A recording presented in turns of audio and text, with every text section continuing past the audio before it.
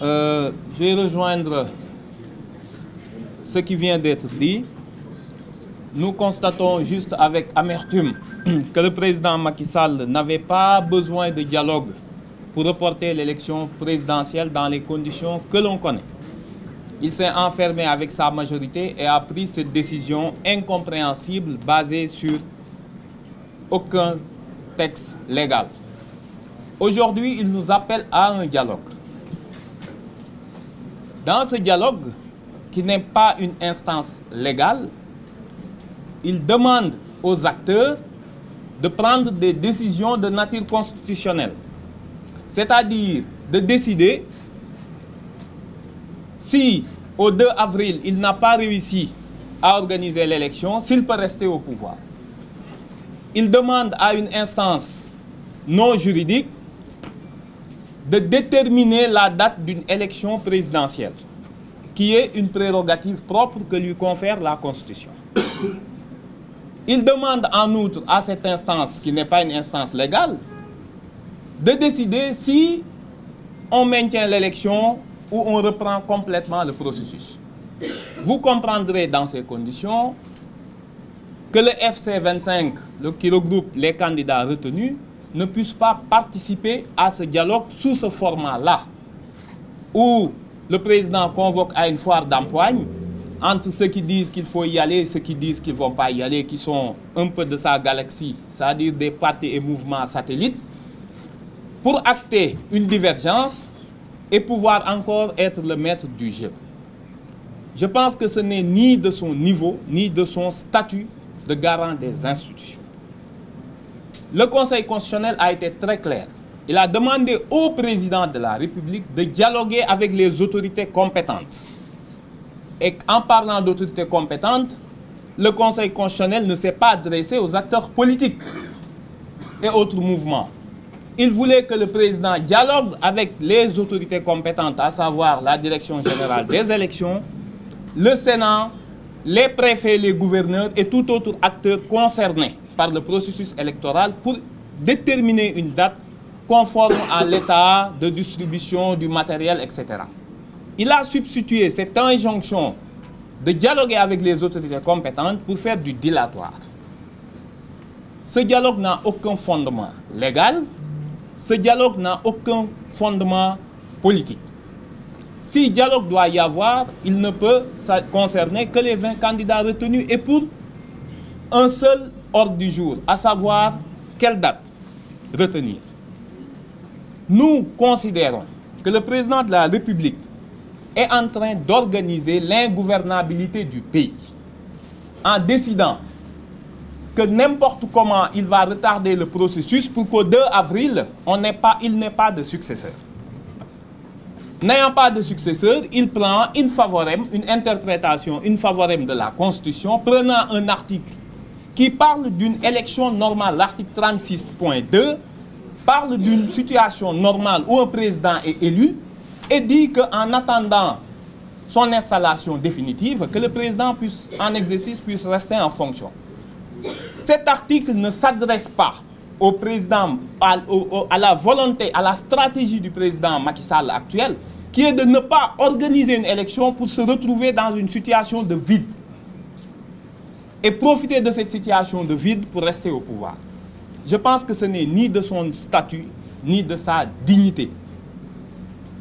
Dans ces conditions-là, rejeter le dialogue sous ce format est une impérieuse nécessité.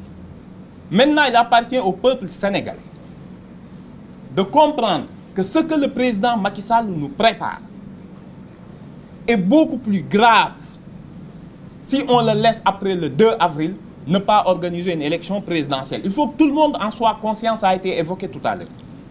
On va vers l'abîme, on va vers l'inconnu, on va vers des confrontations politiques interminables qui vont impacter immédiatement l'économie du pays. Dans ce sens, dans ce contexte, il faut que, que ce soit la manifestation de cet après-midi, que ce soit les jours prochains, qu'il y ait une succession de manifestations pour lui montrer, pour lui rappeler son obligation constitutionnelle qui est uniquement de fixer la date de l'élection. S'il sort de ce cadre en créant un vide institutionnel, il s'expose à une procédure de haute trahison, quoi qu'il advienne. que s'il veut une procédure de pacification par ailleurs souhaitable, qu'il faut qu'il la déconnecte complètement du processus électoral.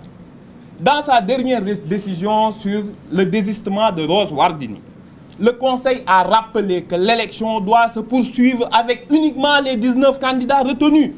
À quoi bon poser la question aux candidats recalés s'il faut reprendre le processus? Juridiquement impossible.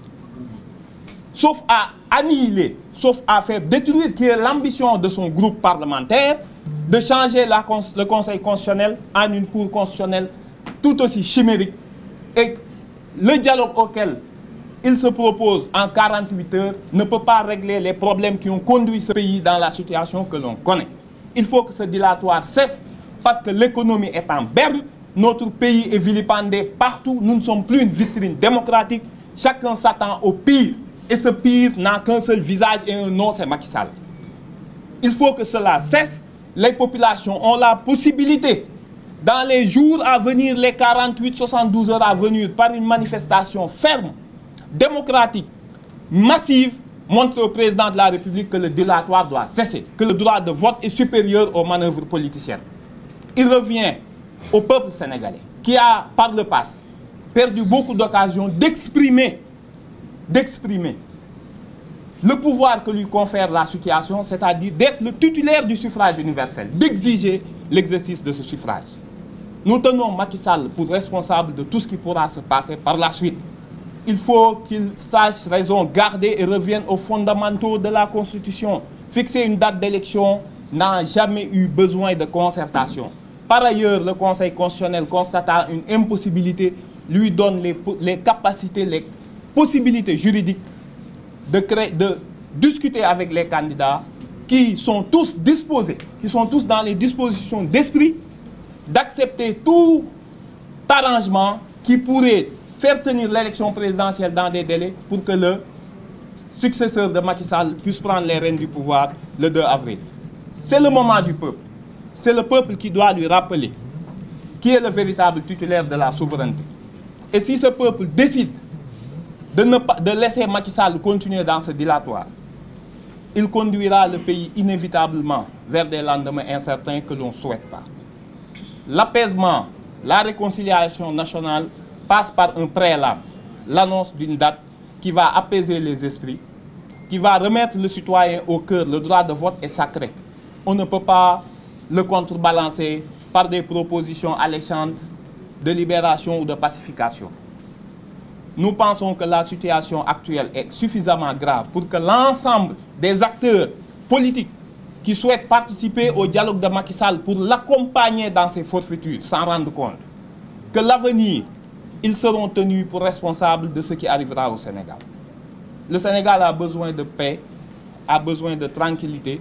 Nous pensons, nous appelons le président encore une fois, s'il veut dialoguer, qu'il y a les candidats qui sont disposés à le rencontrer, uniquement avec un ordre du jour, fixer la date de la prochaine présidentielle, ce qui n'est pas un exercice difficile. Je vous remercie. Merci.